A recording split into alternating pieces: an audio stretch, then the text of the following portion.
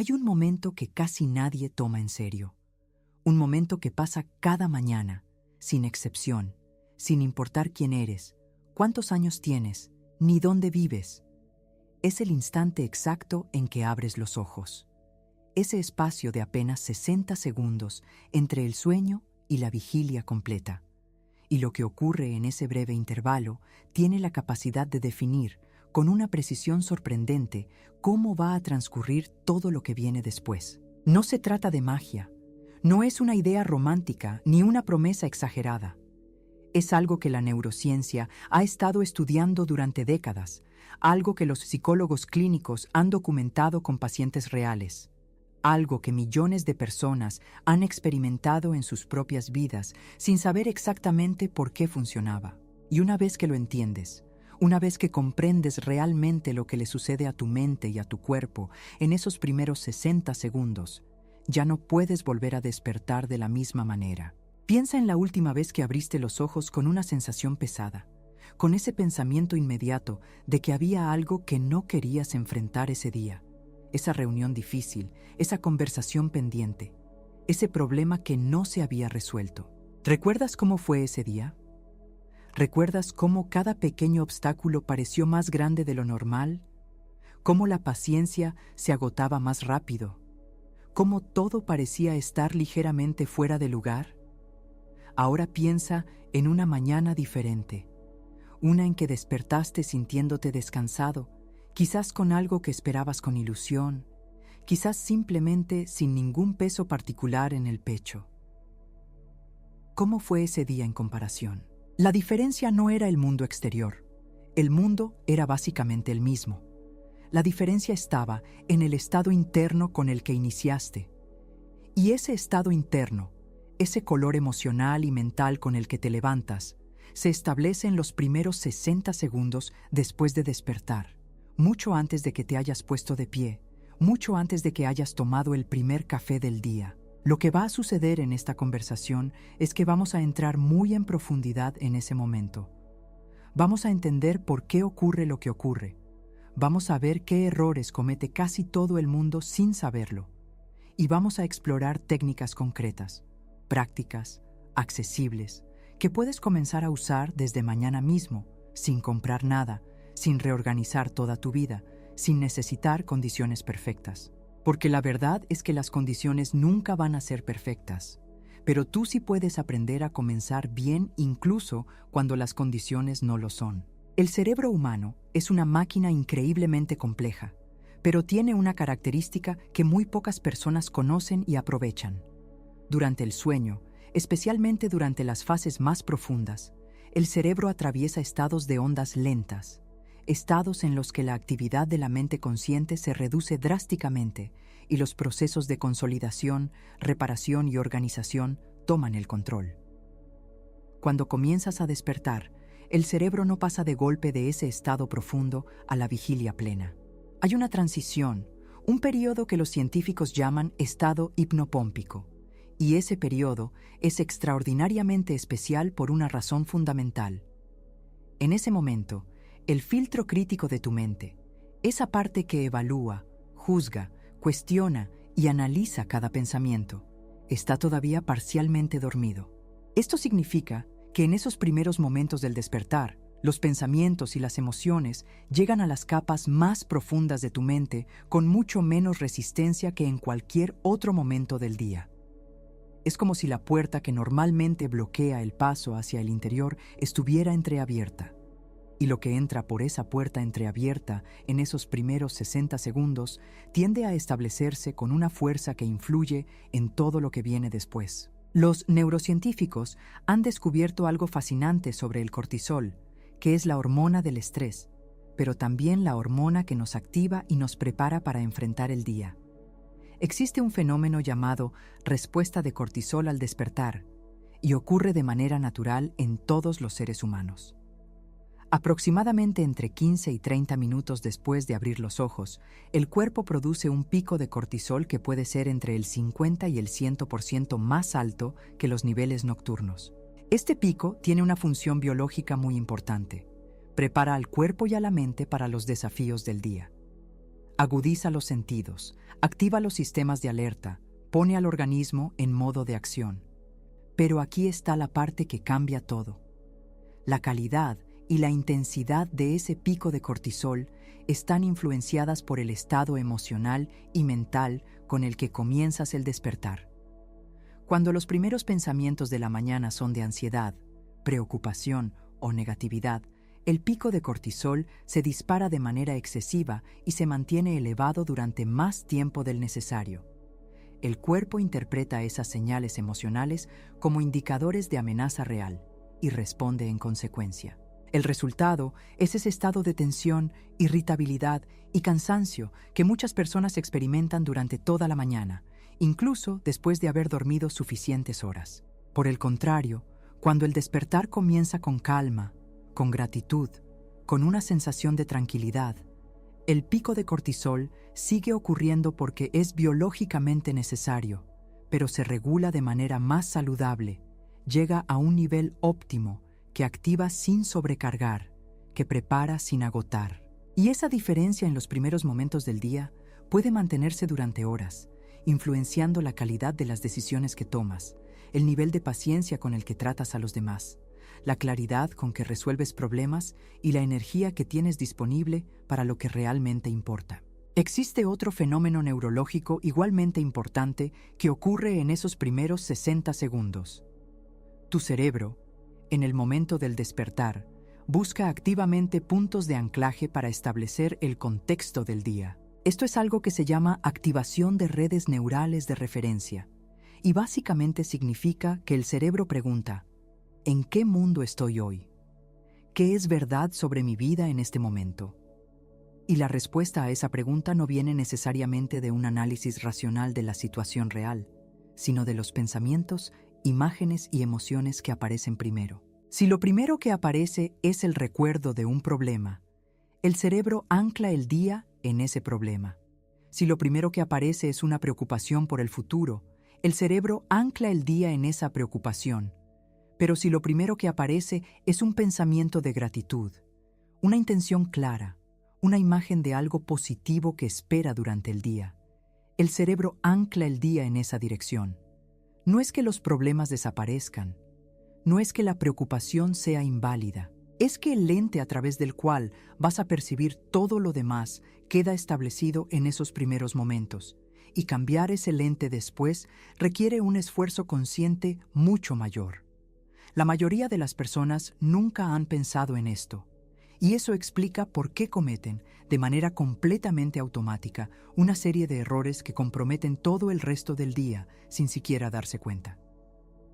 Vamos a hablar de estos errores porque reconocerlos es el primer paso para dejar de repetirlos.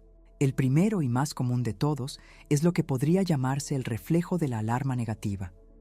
Cuando el despertador suena, o cuando despiertan naturalmente, la respuesta inmediata de muchísimas personas es una especie de rechazo, una resistencia al hecho de estar despiertos.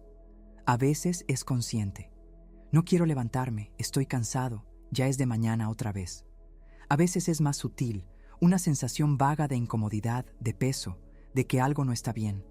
En cualquier caso, este primer pensamiento o emoción activa de inmediato las redes neurales asociadas con la evasión y el estrés, y el día comienza, literalmente desde el primer segundo, en modo de defensa.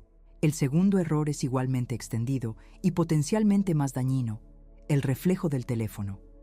Millones de personas en todo el mundo toman el teléfono como una de las primeras acciones del día. Revisan mensajes, correos, redes sociales, noticias. Y aunque esto parece inofensivo, incluso informativo, lo que en realidad sucede es que en esos primeros momentos del despertar, cuando el filtro crítico todavía está parcialmente dormido y el cerebro es especialmente receptivo, se expone a un bombardeo de información externa que fue diseñada específicamente para capturar la atención, para generar reacciones emocionales, para crear urgencia. Esa información entra con mucha más fuerza de lo habitual, y el estado emocional que produce, que puede ser ansiedad por las noticias, frustración por un mensaje difícil, envidia al ver la vida de otros en redes sociales o simplemente una sensación de estar inmediatamente abrumado por la cantidad de cosas que reclaman atención, ese estado emocional queda grabado como el contexto del día. El tercer error es lo que se conoce como pensamiento automático de lista. Muchas personas, casi sin darse cuenta, en los primeros momentos del despertar, comienzan a repasar mentalmente todo lo que tienen que hacer ese día. Es una especie de inventario de obligaciones, compromisos, tareas pendientes, problemas por resolver. Y aunque organizarse es positivo, hacerlo en ese momento específico, cuando la mente todavía está en transición y el sistema nervioso todavía está calibrando su nivel de activación, genera una sensación inmediata de carga, de deuda, de que el día es ya desde el principio un conjunto de exigencias que deben ser satisfechas. La actitud con la que entonces se afronta la jornada es reactiva en lugar de proactiva, defensiva en lugar de abierta. Y el cuarto error, quizás el más profundo, es la ausencia total de intención. La mayoría de las personas no decide cómo quiere estar ese día. Simplemente reacciona a lo que aparece, ya sean los pensamientos automáticos, las sensaciones físicas, la información del teléfono, el ruido del entorno. No hay ningún momento de pausa, ningún instante en que la persona se pregunte a sí misma: ¿cómo quiero vivir este día? ¿Con qué actitud quiero enfrentar lo que viene? ¿Qué es lo que realmente importa hoy? Y esa ausencia de intención significa que el día se vive en modo automático, guiado por las corrientes del momento en lugar de por una dirección elegida conscientemente. Ahora bien, entender los errores es valioso, pero lo que transforma una vida no es solo saber qué evitar, sino saber qué construir en su lugar. Y aquí es donde se vuelve verdaderamente interesante, porque lo que vamos a explorar ahora es el conjunto de prácticas que pueden convertir esos primeros 60 segundos en el fundamento más sólido que existe para un día bien vivido. La primera y más poderosa de todas estas prácticas es tan simple que puede parecer insuficiente a primera vista, pero cuya profundidad se revela en cuanto se practica con consistencia. Se trata del pensamiento deliberado de gratitud en el momento exacto del despertar. No una lista elaborada, no un ritual de varios minutos, no una práctica que requiere preparación especial. Simplemente, en el instante en que los ojos se abren, antes de que ningún otro pensamiento automático tome el control, dirigir conscientemente la mente hacia algo real, concreto y presente por lo que sentir gratitud genuina. Puede ser tan básico como el hecho de estar vivo, de tener un cuerpo que respiró durante toda la noche, de tener un techo sobre la cabeza, de tener personas que te importan, de tener un nuevo día con nuevas posibilidades. No tiene que ser algo grandioso. La investigación sobre la gratitud es absolutamente clara. Lo que importa no es la magnitud de lo que se agradece, sino la autenticidad de la emoción que se genera. Un pensamiento genuinamente agradecido por algo pequeño activa las mismas regiones del cerebro y produce los mismos efectos neuroquímicos beneficiosos que un pensamiento de gratitud por algo grande. Lo que ocurre en el cerebro cuando se experimenta gratitud genuina es que se liberan neurotransmisores específicos, entre ellos la dopamina y la serotonina, que están directamente asociados con los estados de bienestar, motivación y apertura mental. Al mismo tiempo, la amígdala, que es la región del cerebro que procesa las amenazas y genera respuestas de miedo y ansiedad, reduce su nivel de activación. El efecto combinado es que el cerebro entra en un estado que los neurocientíficos describen como ampliado y construido, un estado en el que la capacidad de atención se amplía, la creatividad aumenta, la flexibilidad cognitiva mejora y la tolerancia a la frustración se eleva. Todo eso por un pensamiento de gratitud en los primeros segundos del día. Louise Hay fue quien articuló con mayor claridad algo que la ciencia tardó décadas en confirmar: que los pensamientos que elegimos al despertar no son simplemente el reflejo de cómo nos sentimos, sino la causa de cómo nos sentiremos durante el resto del día, y que tenemos el poder real de elegirlos, incluso antes de saber cuánto hemos dormido, incluso antes de saber qué nos depara el día. Esto conecta con la segunda práctica fundamental, que es el establecimiento de una intención de estado. Una intención de estado es diferente a una intención de tarea. Una intención de tarea dice, hoy tengo que hacer esto y aquello. Una intención de estado dice, hoy quiero ser esto, hoy quiero sentirme de esta manera, hoy quiero relacionarme con el mundo desde esta actitud. Puede sonar a algo vago o abstracto, pero en realidad tiene un efecto muy concreto sobre el funcionamiento del cerebro. Cuando estableces una intención de estado, estás activando de manera proactiva las redes neurales asociadas con ese estado. Estás, en esencia, precalentando el cerebro para que responda desde esa orientación cuando las circunstancias del día lleguen. Es como ajustar el instrumento antes del concierto. La afinación ocurre antes de que la música comience, pero hace toda la diferencia en cómo suena cada nota. Algunos ejemplos de intenciones de estado. Hoy quiero estar presente en cada conversación. Hoy quiero responder con calma en lugar de reaccionar impulsivamente. Hoy quiero notar las cosas pequeñas y bellas que existen a mi alrededor. Hoy quiero recordar que tengo más recursos de los que creo. Hoy quiero confiar en mi capacidad para manejar lo que venga. Estas no son promesas grandiosas ni resoluciones imposibles. Son orientaciones, brújulas internas que el cerebro puede usar como referencia cuando el día se complica, cuando la paciencia se pone a prueba, cuando las cosas no salen como se esperaba. La tercera práctica es el escaneo corporal de activación. Y esta es especialmente valiosa porque conecta el despertar mental con el despertar físico de una manera que muchas personas ignoran completamente.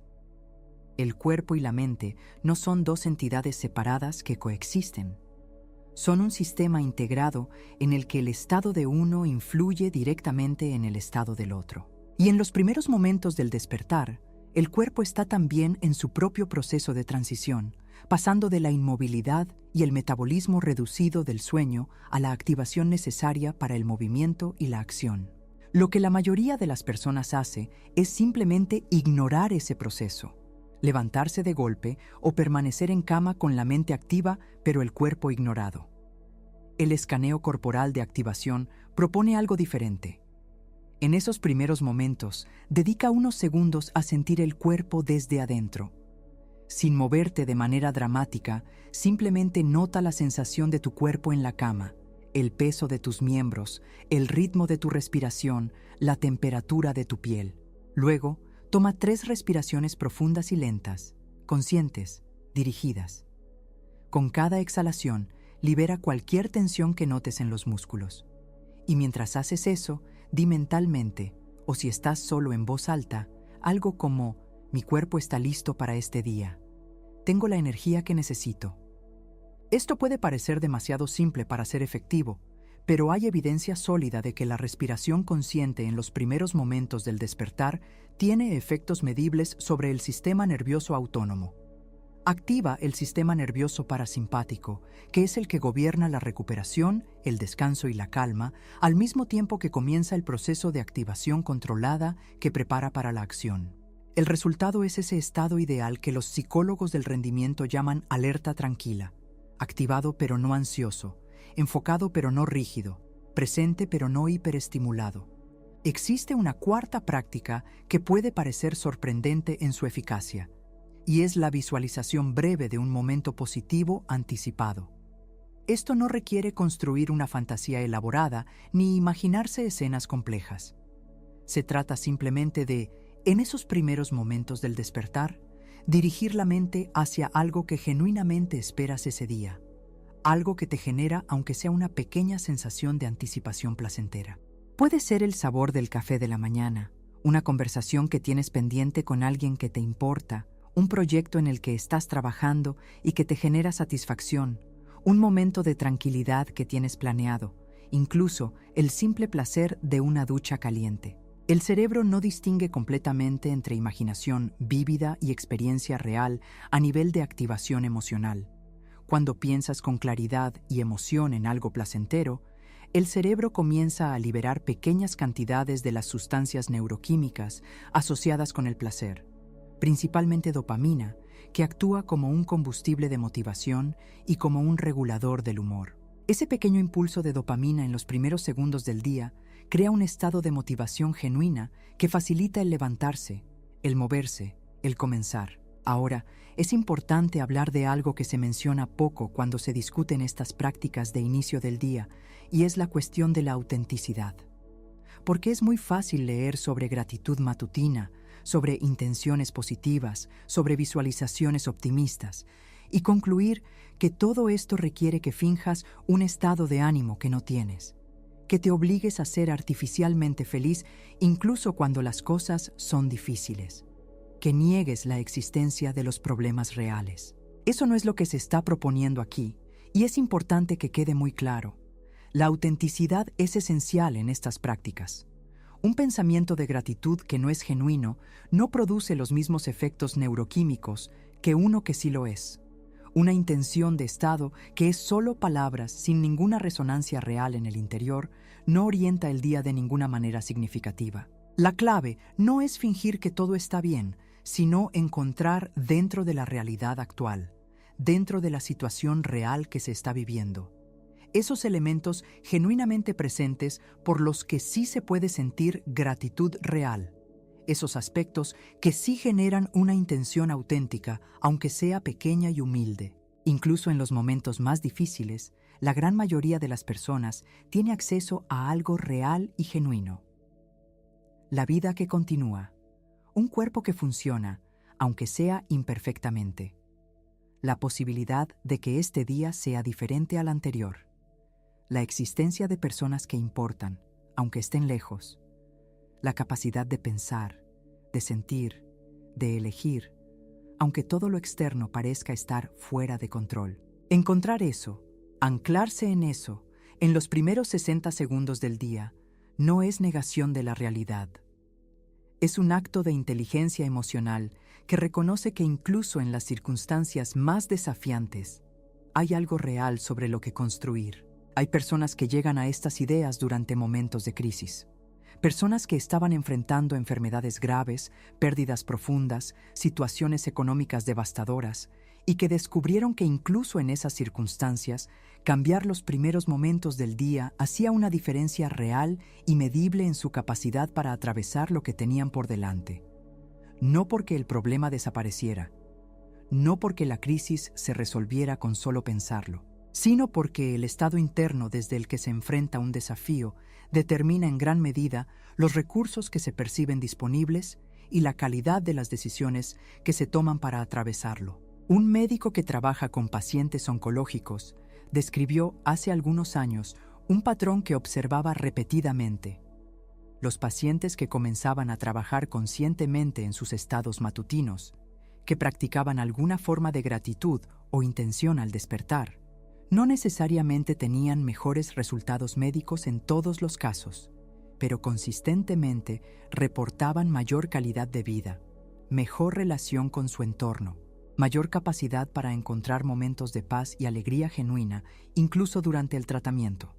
El estado interno que cultivaban cada mañana no curaba la enfermedad, pero sí determinaba, de manera muy real, la experiencia que tenían de su propia vida durante ese tiempo. Vamos ahora a explorar la dimensión del tiempo, porque una de las objeciones más comunes a estas prácticas es la de que no hay tiempo. La mañana ya está llena de obligaciones, hay que prepararse, hay que preparar a los hijos, hay que llegar a tiempo, hay que hacer 1000 cosas antes de salir. Y eso es completamente real para muchas personas. La vida moderna tiene demandas reales y genuinas sobre el tiempo de la mañana. Pero aquí hay algo fundamental que entender. De lo que estamos hablando son de 60 segundos, 1 minuto, 60 respiraciones, el tiempo que tarda a hervir el agua del té, el tiempo que transcurre esperando que el ascensor llegue.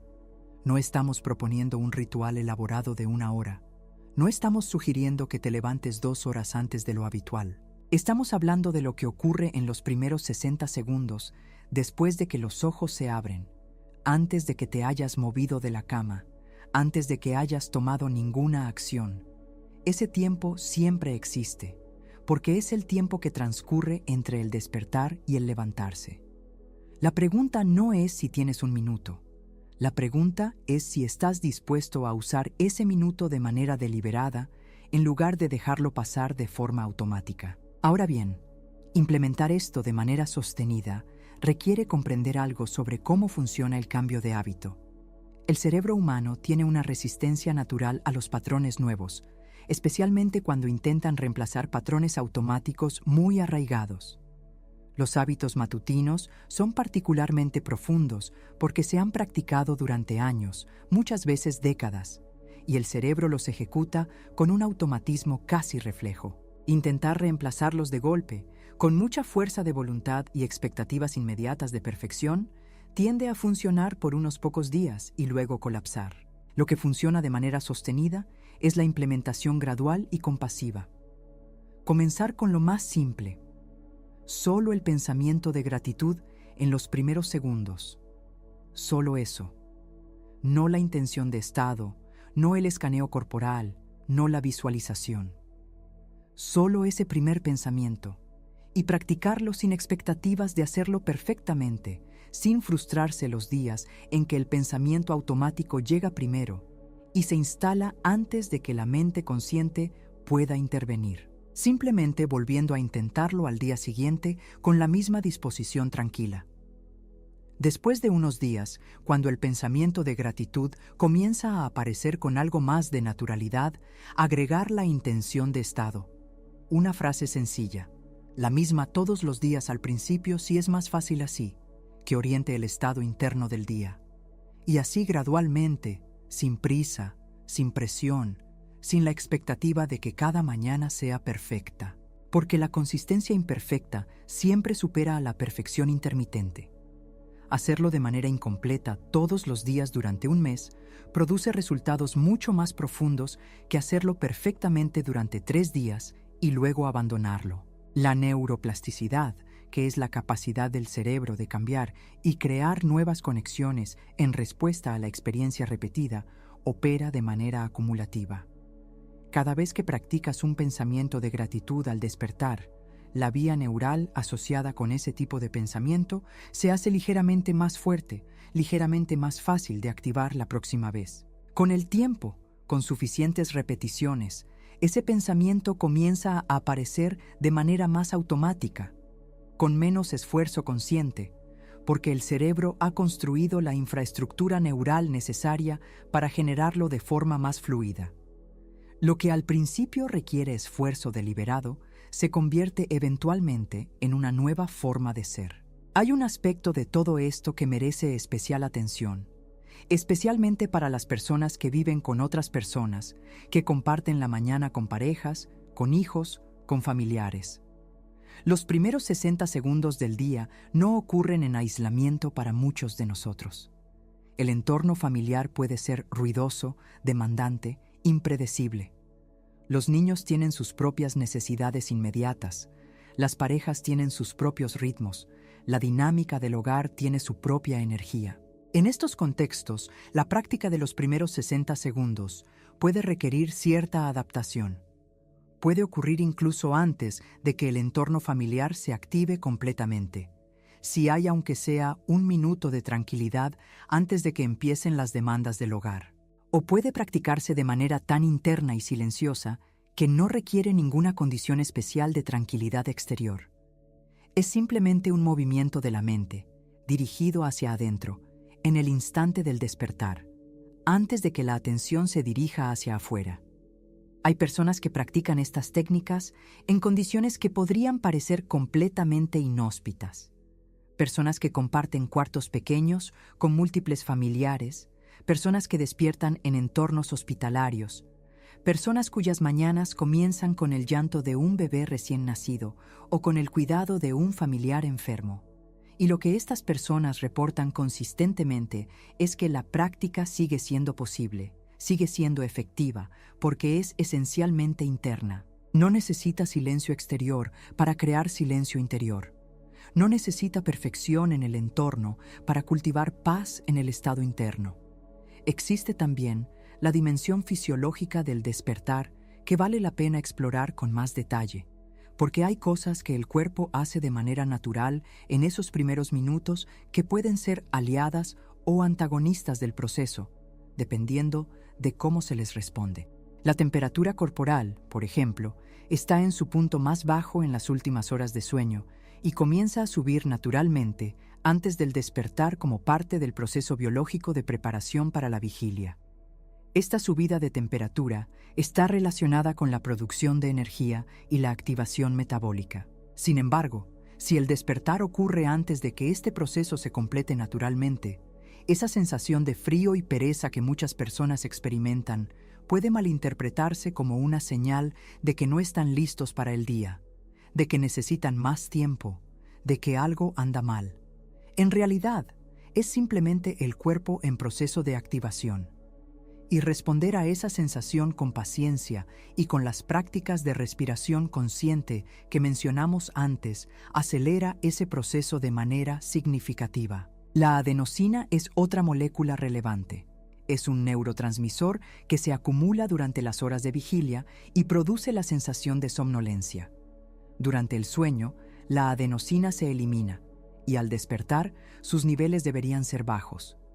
Pero en personas que no durmieron bien o que interrumpieron su sueño de manera brusca, puede haber residuos de adenosina que producen esa sensación de embotamiento y lentitud en los primeros momentos del día. Entender que esto es fisiológico, no una señal de debilidad o de incapacidad, ayuda a relacionarse con esa sensación de manera más compasiva y estratégica. El movimiento físico, aunque sea mínimo, en los primeros minutos del despertar, tiene un efecto poderoso sobre la eliminación de la adenosina residual y la activación del sistema de energía. No tiene que ser ejercicio vigoroso. Puede ser tan simple como estirar los brazos sobre la cabeza, girar suavemente el cuello, flexionar y extender los pies y las manos, o incorporarse lentamente con conciencia de cada movimiento. Este movimiento consciente y gradual envía señales al sistema nervioso central de que la activación está en marcha y acelera la producción de las sustancias que contribuyen al estado de alerta tranquila. La luz es otro factor biológico fundamental. El ritmo circadiano, que es el reloj interno del cuerpo que regula los ciclos de sueño y vigilia, está directamente sincronizado con la luz. La exposición a la luz natural, incluso indirecta, en los primeros momentos del despertar, envía señales al sistema circadiano que refuerzan el proceso de activación y regulan la producción de melatonina, que es la hormona del sueño, ayudando al cuerpo a entender que el periodo de descanso ha concluido. Esto es especialmente relevante en invierno, cuando amanece tarde, o en entornos donde no hay acceso fácil a luz natural. En esos casos, una lámpara de espectro completo puede ser una herramienta valiosa, pero incluso más importante que todos estos factores fisiológicos, porque podemos adaptarnos a muchas condiciones físicas, es el factor que mencionamos desde el principio y que es el verdadero núcleo de todo lo que estamos explorando: el estado mental y emocional elegido en esos primeros 60 segundos. Porque el cuerpo puede estar cansado y la mente puede estar clara. Porque las condiciones externas pueden ser imperfectas y la orientación interna puede ser sólida. Porque el día puede estar lleno de desafíos reales y genuinos, y la actitud con la que se enfrentan puede ser de apertura en lugar de derrota. La variable que más importa, la que más determina la experiencia del día, no es lo que el día contiene, sino el estado desde el que se lo vive. Hay una investigación que se realizó con personas mayores de 70 años, un grupo de varios cientos de personas que fueron seguidas durante varios años y en la que se estudió la relación entre las rutinas matutinas y el bienestar general. Los resultados fueron sorprendentes en su claridad. Las personas que reportaban tener alguna forma de práctica intencional en los primeros minutos del día, algo tan simple como rezar, meditar unos instantes, leer unas pocas páginas de algo inspirador, o simplemente sentarse en silencio con una taza de té antes de que comenzara la actividad del día. Esas personas reportaban consistentemente mayores niveles de bienestar subjetivo, mayor sensación de propósito, mejor calidad de las relaciones y mayor resiliencia ante los eventos negativos que inevitablemente llegaban a lo largo de la vida. No eran personas sin problemas. Tenían enfermedades, pérdidas, dificultades económicas, conflictos familiares, los mismos desafíos que atraviesan todos los seres humanos en el transcurso de una vida larga. Pero tenían algo que las protegía, algo que funcionaba como un amortiguador entre las circunstancias difíciles y su capacidad de seguir encontrando sentido y alegría en la vida. Y ese algo era, en casi todos los casos, esa práctica deliberada del inicio del día. Los investigadores concluyeron que lo que estos rituales matutinos producían no era una especie de ilusión de bienestar ni una negación de los problemas reales, sino una mayor coherencia interna, una mayor alineación entre los valores que la persona consideraba importantes y la forma en que comenzaba cada día. Esa coherencia, esa sensación de que hay un hilo conductor entre lo que valoro y lo que hago, tiene efectos profundos sobre la salud mental y emocional que van mucho más allá del momento en que se practica. Hay también una dimensión relacional de todo esto que merece atención.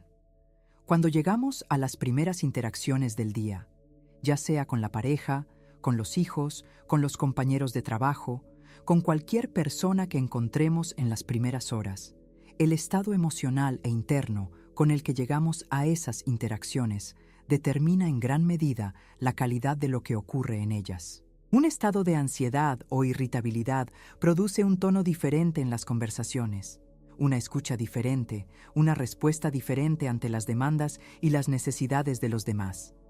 Un estado de calma y apertura produce interacciones cualitativamente distintas, más generosas, más presentes, más conectadas. Y esto tiene un efecto multiplicador, porque las interacciones de las primeras horas del día establecen el tono emocional de las relaciones para el resto de la jornada.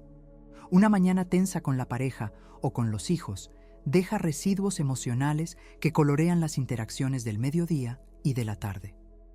Una mañana conectada y cálida crea una reserva emocional de la que se puede tomar en los momentos difíciles del día. Los primeros 60 segundos del despertar no solo determinan cómo te sientes tú, sino también, de manera real y medible, cómo afectas a las personas con quienes compartes tu vida.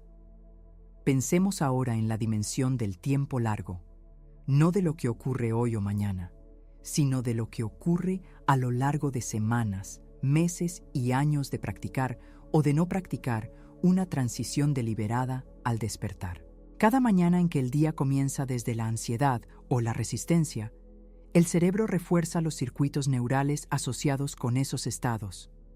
Cada mañana en que el día comienza desde la gratitud y la intención, el cerebro refuerza los circuitos asociados con esos estados. Con el tiempo, la persona que practica la gratitud matutina no es simplemente alguien que hace un ejercicio cada mañana. Es alguien cuyo cerebro se ha reestructurado a nivel neural para encontrar gratitud con mayor facilidad, para buscar el aspecto positivo con mayor naturalidad, para recuperarse de los eventos negativos con mayor rapidez. No porque se haya vuelto superficial o insensible a los problemas, sino porque ha construido, una mañana a la vez, la infraestructura neural del optimismo funcional. El optimismo funcional es diferente del optimismo ingenuo. El optimismo ingenuo dice que todo va a salir bien, que no hay razón para preocuparse, que los problemas no son tan graves. El optimismo funcional dice que incluso cuando las cosas son difíciles, tengo recursos para manejarlas, que incluso cuando el camino no está claro, tengo la capacidad de encontrar el próximo paso, que incluso cuando siento miedo o tristeza, eso no me define completamente ni determina lo que soy capaz de hacer. Es una orientación hacia la posibilidad que coexiste con el reconocimiento honesto de la dificultad. Y es exactamente ese tipo de orientación la que se construye, de manera silenciosa pero sólida, a través de la práctica consciente del inicio del día. Hay personas que han transformado sus vidas enteras a través de este tipo de cambio. No de manera dramática y repentina, sino gradualmente, casi imperceptiblemente al principio, y luego de manera cada vez más evidente. Personas que llevaban años sintiéndose atrapadas en un ciclo de reactividad, de estrés crónico, de relaciones difíciles, de insatisfacción persistente, que comenzaron simplemente por cambiar lo que hacían en los primeros 60 segundos de cada mañana, y que con el tiempo notaron que el ciclo comenzaba a cambiar, que las mismas situaciones que antes les generaban reactividad inmediata, ahora producían respuestas más reflexivas, que las relaciones que antes se sentían tóxicas comenzaban a tener más momentos de genuina conexión, que la satisfacción que antes parecía inalcanzable comenzaba a aparecer en momentos inesperados y pequeños de la vida cotidiana. Esto no es una promesa de transformación mágica. Es el resultado predecible y documentado de lo que ocurre cuando se trabaja con la mente de manera consistente, cuando se trata el estado interno con el mismo cuidado y atención que se da a las obligaciones externas, cuando se reconoce que la calidad de la experiencia interna no es simplemente el resultado de las circunstancias externas, sino también, y de manera significativa, el resultado de los hábitos de pensamiento y emoción que se cultivan a diario. La mañana es el momento más poderoso para este trabajo porque es cuando el cerebro es más receptivo, cuando el día todavía no ha comenzado y todo es posible, cuando hay un espacio genuino antes de que las demandas externas tomen el control. Ese espacio, esos primeros 60 segundos, es un regalo que se renueva cada día sin excepción. La pregunta es simplemente, ¿qué se hace con él? Hay algo más que vale la pena explorar, y es la conexión entre el inicio del día y el fin del día anterior. Porque lo que ocurre en los últimos minutos antes de dormir también tiene una influencia significativa sobre cómo se produce el despertar. El cerebro no se apaga de manera abrupta cuando nos quedamos dormidos. Durante las primeras horas del sueño, continúa procesando la información emocional del día, consolidando memorias, integrando experiencias. Y el material emocional, que está activo en los momentos previos al sueño, tiende a ser el que el cerebro procesa con mayor intensidad durante esa primera fase del sueño. Esto significa que terminar el día de noche con pensamientos de preocupación, con estímulos intensos como discusiones, noticias perturbadoras o pantallas brillantes, hace que el cerebro trabaje durante la noche con material emocionalmente negativo. El resultado puede ser un sueño menos reparador, más fragmentado, con mayor actividad onírica de carácter ansioso, y un despertar que trae consigo los residuos de ese procesamiento nocturno. Por el contrario, terminar el día con una pequeña reflexión sobre lo que fue positivo, sobre lo que se aprendió, sobre lo que se agradece de la jornada que termina, proporciona al cerebro material más benévolo para procesar durante la noche. No elimina los problemas ni los hace desaparecer, pero complementa el procesamiento nocturno con una perspectiva más equilibrada que hace que el despertar de la mañana siguiente sea cualitativamente diferente. Es por esto que muchas personas que trabajan en estas prácticas de manera seria descubren que el ritual nocturno y el ritual matutino son dos caras de la misma moneda. Cada uno refuerza al otro. Una noche de cierre consciente facilita un despertar desde un lugar mejor. Un despertar deliberado crea las condiciones para terminar el día de una manera más integrada. Se crea un ciclo virtuoso que se refuerza a sí mismo con el tiempo. Quiero hablar ahora de la resistencia que muchas personas sienten cuando se encuentran con estas ideas. No una resistencia intelectual, porque a nivel intelectual la lógica es clara, sino una resistencia más profunda, casi visceral, que a veces se manifiesta como escepticismo, a veces como indiferencia, a veces como una especie de fatiga ante la idea de tener que hacer algo más. Esa resistencia merece ser escuchada con respeto, porque tiene su razón de ser. Hay personas que han intentado muchas veces cambiar sus hábitos matutinos, que han leído libros, que han escuchado consejos, que han comenzado rutinas entusiastamente para luego abandonarlas a los pocos días. Y cada vez que eso ocurre, hay una pequeña acumulación de evidencia en la mente de que el cambio no es posible, de que uno no es el tipo de persona que puede mantener estas prácticas, de que algo en la propia naturaleza lo impide. Esa narrativa de incapacidad personal es quizás el obstáculo más grande para comenzar de nuevo.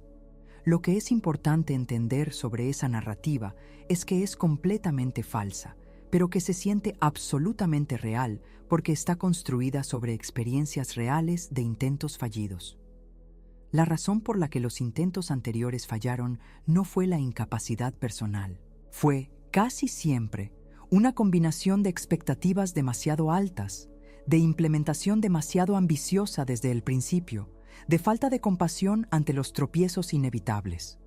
No hay ninguna persona en el mundo que no sea capaz de dirigir su mente hacia un pensamiento de gratitud en los primeros momentos del despertar. Esa capacidad existe en todos los seres humanos que tienen la capacidad de pensar.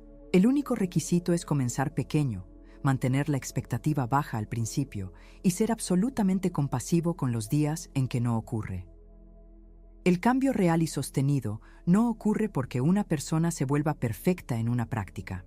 Ocurre porque una persona decide que vale la pena intentarlo cada día, incluso los días en que no sale bien, incluso los días en que el pensamiento automático llega primero, incluso los días en que la fatiga o el dolor o la preocupación hace que todo lo demás parezca irrelevante. La consistencia imperfecta, la decisión de volver a intentarlo mañana, es mucho más poderosa que cualquier racha buena que se abandona cuando se vuelve difícil. Existe algo que los especialistas en cambio de comportamiento llaman el efecto de la identidad.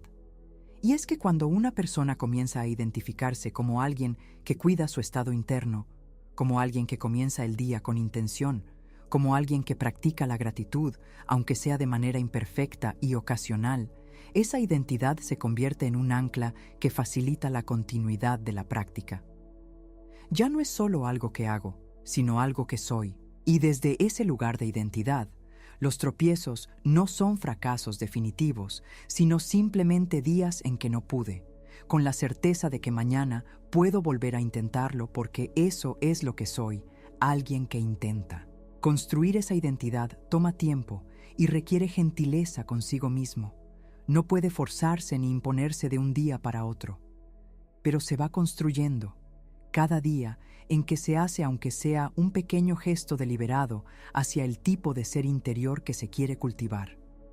Cada mañana en que, por más cansado que se esté, por más difícil que sea la situación, se hace ese pequeño esfuerzo de dirigir la mente hacia un pensamiento más elevado. Ese esfuerzo se deposita en el banco de la identidad. Y con suficientes depósitos, la identidad se consolida y el esfuerzo necesario se reduce, porque el comportamiento se alinea con quien uno cree ser. Hay una última dimensión que quiero explorar antes de cerrar esta conversación, y es la del significado. Porque detrás de todas las técnicas, detrás de toda la neurociencia, detrás de todos los estudios y las investigaciones, hay una pregunta mucho más fundamental que está operando en todo esto. ¿Por qué importa cómo vivo este día? ¿Qué es lo que hace que valga la pena levantarse bien, estar presente, cuidar el estado interno? La respuesta a esa pregunta es diferente para cada persona. Para algunos es la familia, el deseo de estar verdaderamente presentes para las personas que aman. Para otros es el trabajo, la vocación, el deseo de hacer algo que tenga valor más allá de uno mismo. Para otros es la salud, el reconocimiento de que el bienestar físico y mental no es automático, sino que requiere cuidado activo. Para otros es simplemente la calidad de la experiencia, el deseo de que los días tengan más momentos de alegría genuina, de paz real, de satisfacción auténtica. Cualquiera que sea esa razón para cada persona, cuando se conecta con ella en los primeros momentos del día, cuando los primeros 60 segundos están orientados hacia eso que realmente importa, toda la práctica adquiere una dimensión diferente. Ya no es un ejercicio de autoayuda, ya no es una técnica de productividad, es un acto de alineación entre lo que más importa y cómo se comienza cada día. Y esa alineación tiene un poder que va mucho más allá de sentirse mejor o rendir más. Es la diferencia entre vivir la propia vida de manera consciente y activa, o dejar que la vida ocurra mientras se reacciona a ella. Vivir de manera consciente y activa no significa tener el control de todo lo que ocurre.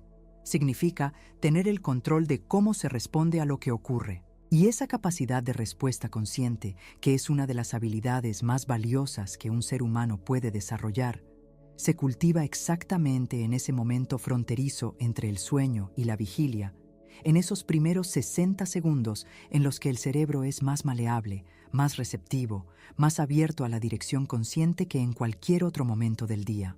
El día entero espera al otro lado de esos 60 segundos, con sus desafíos y sus oportunidades, con sus momentos de alegría y sus momentos difíciles, con sus encuentros y sus soledades, con todo lo que es impredecible e inevitable en la vida humana. Y la única variable real sobre la que se tiene control pleno en ese instante es el estado interno desde el que se entra en ese día. Esa variable, ese estado, esa orientación interna, se establece en los primeros 60 segundos. Lo que hagas con ese minuto, mañana y cada mañana, construye silenciosamente la arquitectura de tu vida interior. No hay ninguna inversión que requiera tan poco y produzca tanto. No hay ninguna práctica tan accesible, tan universal, tan profundamente transformadora como esta. Mañana, cuando abras los ojos, recuerda que ese primer instante es el más importante del día. No lo que viene después, no las obligaciones, ni las exigencias, ni el calendario lleno. Ese instante primero. Y en ese instante, antes de cualquier otra cosa, elige deliberadamente el pensamiento con el que quieres comenzar. Un pensamiento que sea tuyo, genuino, real. Un pensamiento que apunte hacia lo que más importa. Un pensamiento que diga, de la manera que tenga sentido para ti en ese momento: estoy aquí, estoy vivo, este día tiene valor y yo tengo la capacidad de vivirlo bien. Ese pensamiento, repetido mañana tras mañana, con paciencia y constancia, con compasión hacia los días imperfectos y con renovada determinación al día siguiente, tiene el poder de cambiar no solo cómo se viven los días, sino quién se es a través de ellos.